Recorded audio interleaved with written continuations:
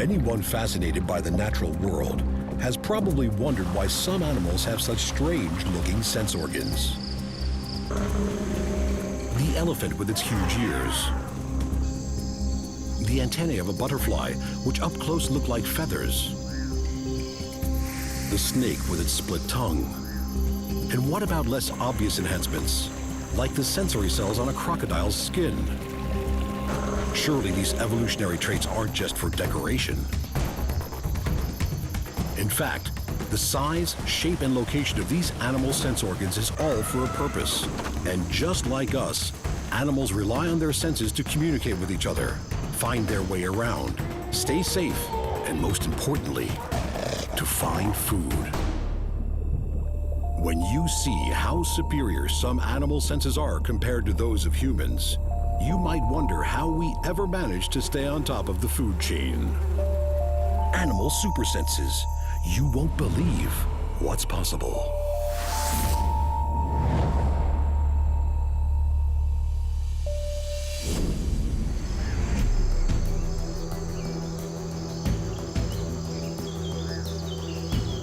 On this episode of Animal Super Senses, we examine how things taste and how vital scent is from the animal perspective.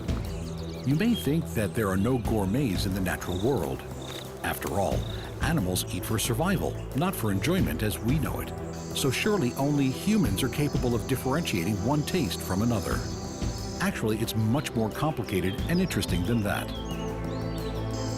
In the animal world, the distinction between taste and scent tends to be more blurred.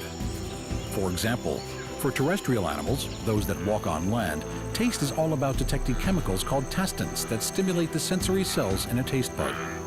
But their sense of smell will also detect the scent of odorants carried through the air. In mammals, taste receptor cells are scattered all over the tongue. In other creatures, they can be located in some fairly odd places. How taste and smell receptors work underwater, well, it's a whole other world.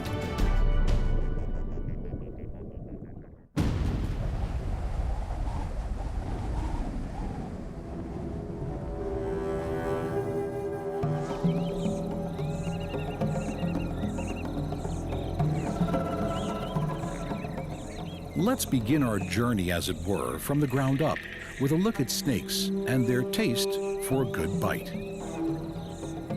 This slithery character is a rattlesnake, such as can be found across the Americas, from southern Alberta to Argentina, in a variety of habitats.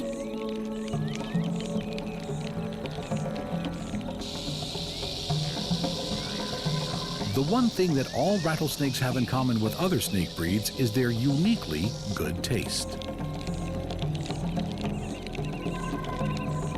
They use those famous forked tongues to gather particles from the air and identify them on a special membrane called Jacobson's organ.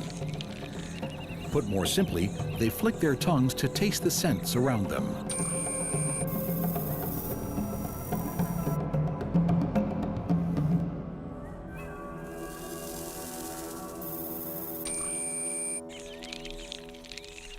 So next time you see a snake sticking its tongue out at you, remember, it's not trying to sting you from afar, but searching for prey.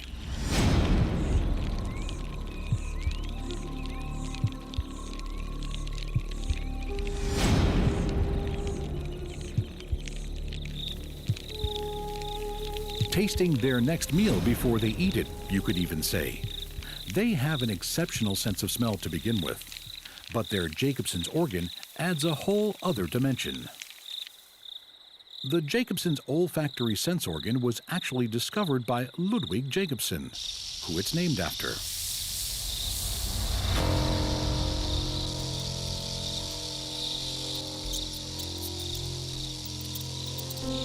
The organ that now bears Jacobson's name is located on the roof of the mouth in many reptiles and mammals.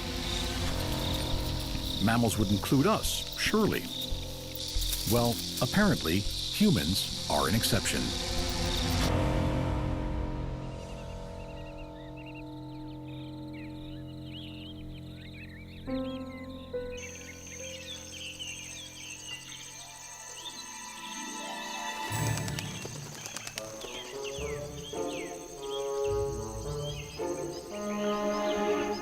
Now, unlike snakes and lizards, mammals that come with Jacobson's organ as standard equipment tend not to have long forked tongues that they can whip out at will to sample the air.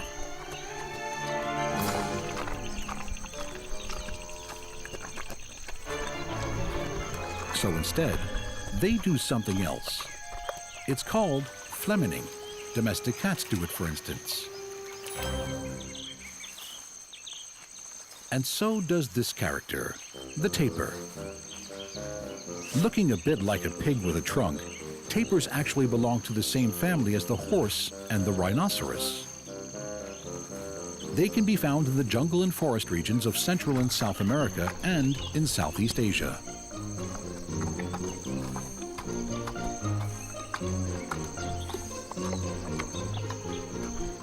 Tapirs' eyesight isn't great, but they have a heightened sense of smell, plus the secret sensor that is the Jacobson's organ.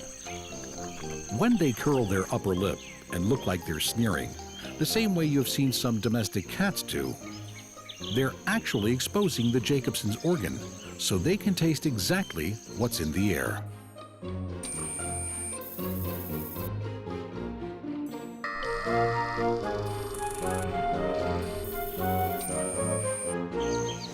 The tapir is an herbivore.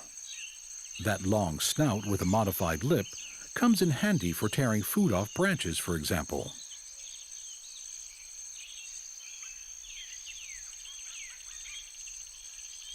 What the leaves taste like to the tapir, perhaps we'll never know, but we do know how it finds its sustenance.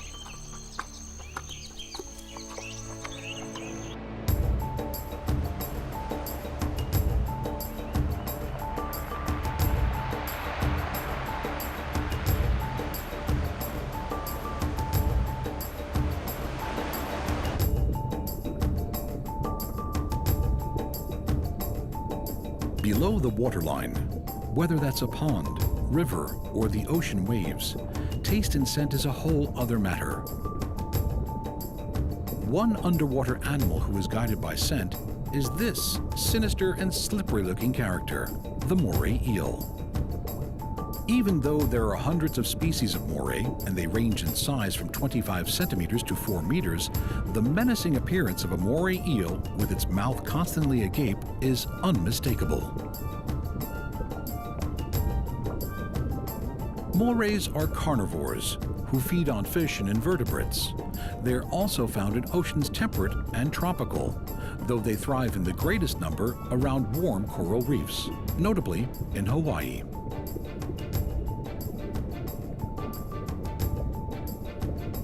They have something of a reputation for aggression and what might even be called a bad temper.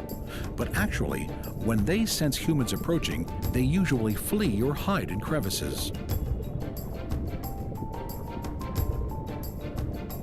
Mind you, it's usually from these same crevices, nooks, and crannies that morays launch their fatal attacks. When they do, they are led, as it were, by the nose. Moray eels' eyesight is poor, and they rely on their tube-shaped nostrils to scent and seek out prey. Fascinatingly, one of the moray eel's preferred victims, the octopus, has evolved a chemical in its jet-black ink, which is capable of neutralizing the moray eel's powerful sense of smell.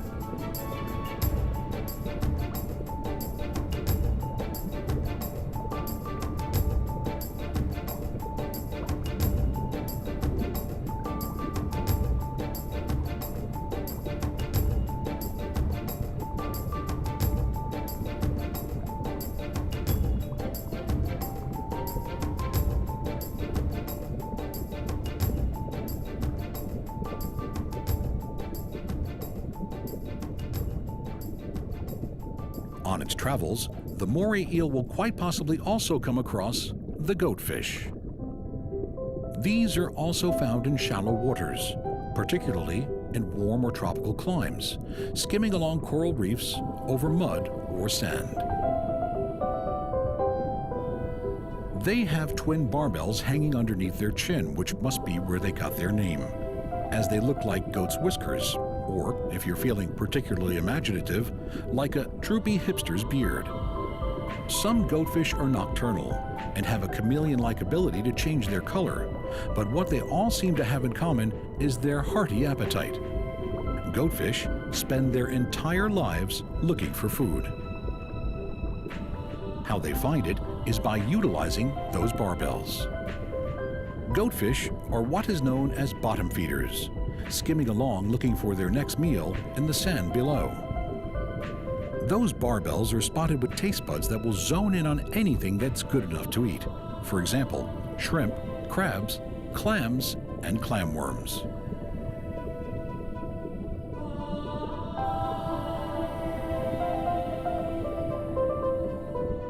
Goatfish are guided by their sense of taste and smell to their next meal, and the one after that, and the one after that.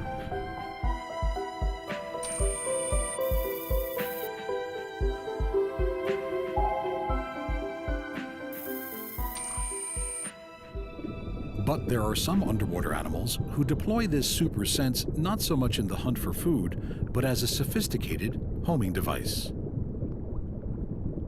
It's called natal homing by the experts. Now, homing is something we associate with animals above the waterline, most commonly cats and pigeons. But it is now known that several marine animals, such as elephant seals, salmon, and sea turtles, may travel considerable distances of ocean before they return as adults to reproduce in the same natal area they were spawned.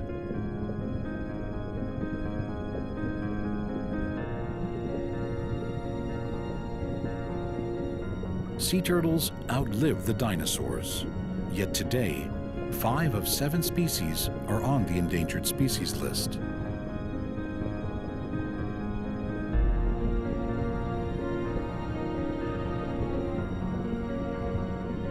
They also take a long time to reach sexual maturity, a decade or more. So, observing them and drawing conclusions is a time-consuming and painstaking business.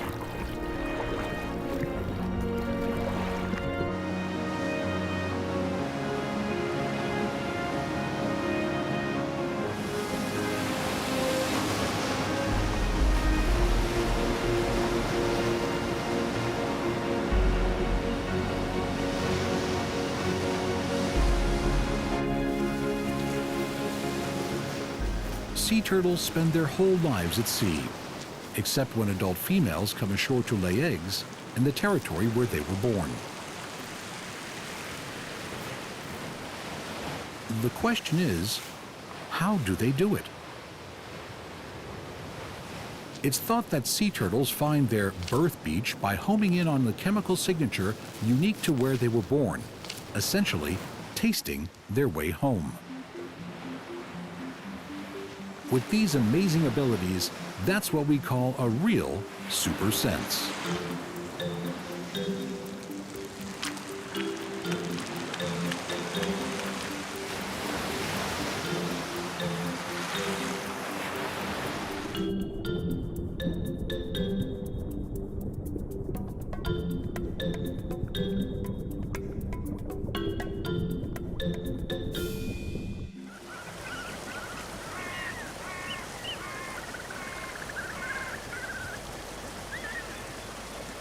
The case of the salmon's homing instinct is another baffler.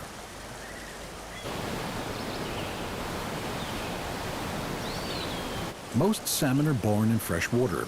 They migrate to the ocean, where they will spend 4 to 5 years eating and growing. At maturity, they return to breed and lay eggs in the freshwater streams they were born in.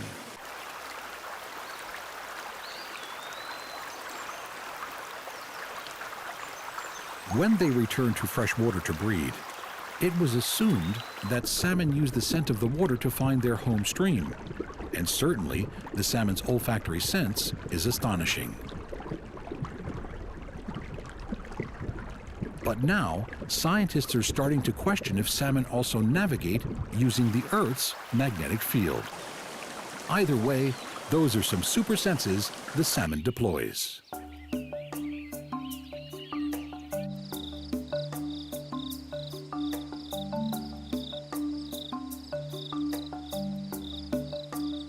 Another way in which scent is critical for animals is when it comes to marking their territory. Leaving a scent stamp on their territory, most animals don't waste a lot of time being subtle.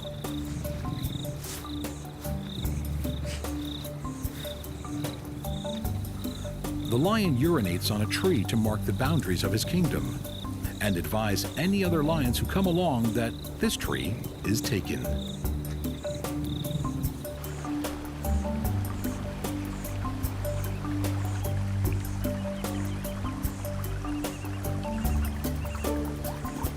The hippopotamus, however, scatters its feces to let intruders know who's in charge around here. This is called dung showering by those who study hippos, and something else by anyone who happens to be around. So far, the animals we've discussed who mark their territory do so in fairly standard ways, even if, like the hippo, they tend towards the alarming. But nature's endless adaptations never fail to amaze.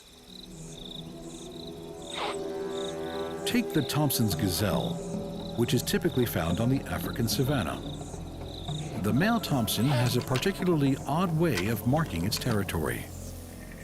When it's mating season, they establish breeding grounds by leaving their scent in an unusual manner, secreting a smelly substance from a gland below its eye.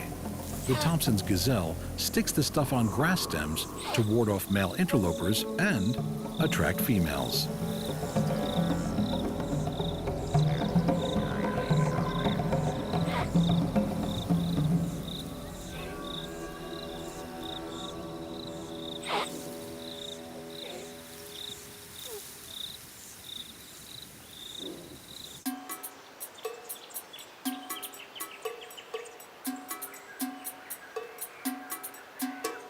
A long way from the African plains, in the woodlands of Queensland in South Australia, you'll find one of those animals that we humans like to think of as cute.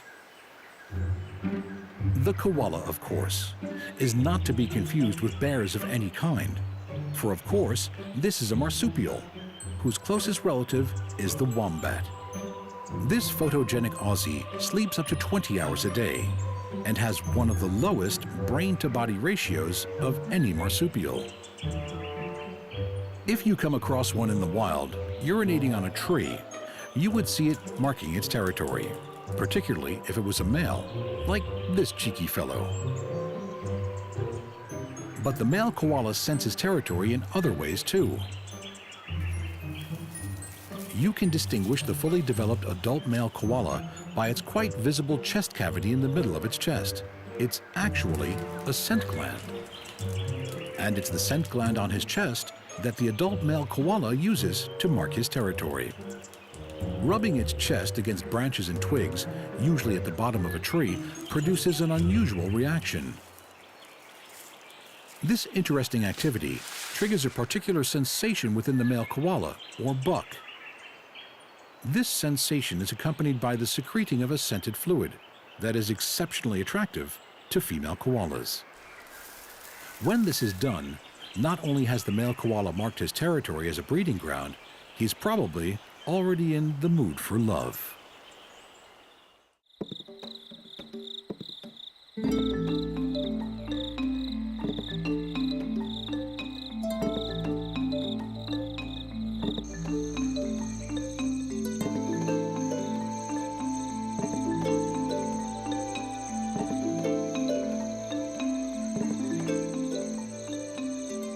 The bolus spider, also known as the angling spider, uses sex pheromones to ensnare its prey.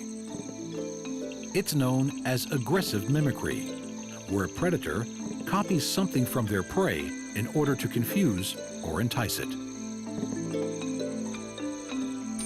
The bolus spider emits a pheromone indistinguishable from the female moth and lures male moths to their doom.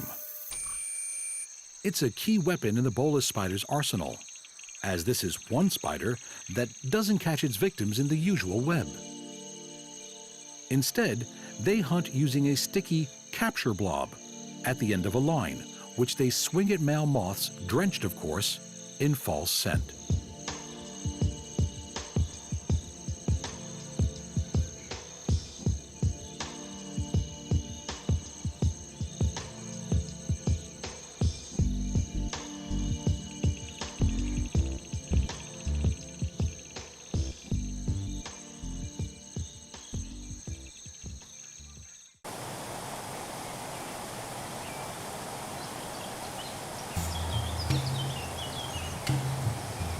Now for the final segments of the program, to look at some genuine super sense sniffers. Let's begin with those lords of the forest, the wolf. A wolf's sense of smell is estimated to be 100 times stronger than humans. They use it to locate other members of the pack, their enemies, and of course, their prey. Scent will tell them if other wolves have been in the area, how many there were, male or female, and how recently. The wolf has several specialized scent glands on its body, including its back and about 3 inches from its tail. The scent it produces from these glands is as distinctive as fingerprints are to a forensic crime lab. Each and every wolf's is different. Wolves mark boundaries and trails using the smell from these highly individual scent glands. You might say their own personal calling cards.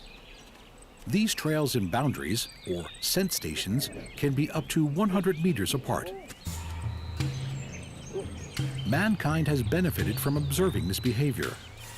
As dogs have a scent ability close to that of wolves, training techniques have evolved which imitate the wolf in the wild. You can see this in search and rescue dogs, as well as police and drug detection.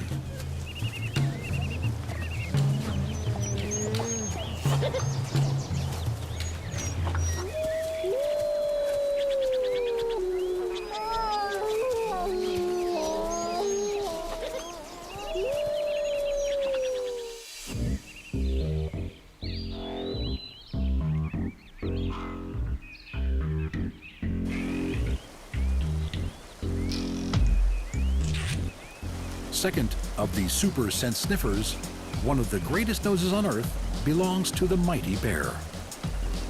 For some reason, it's gotten about that bears have poor eyesight.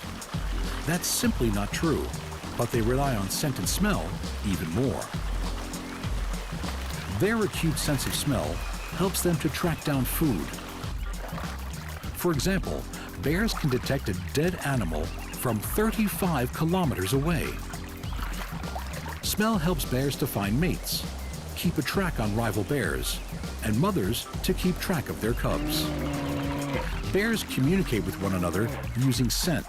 By leaving scent on trees and vegetation, they broadcast a message to other bears that may be in the neighborhood. Even though a bear's brain is about the third of the size of a human's, the area of its brain, which manages smell, is at least 5 times larger than ours. But it's not all that cerebral, far from it.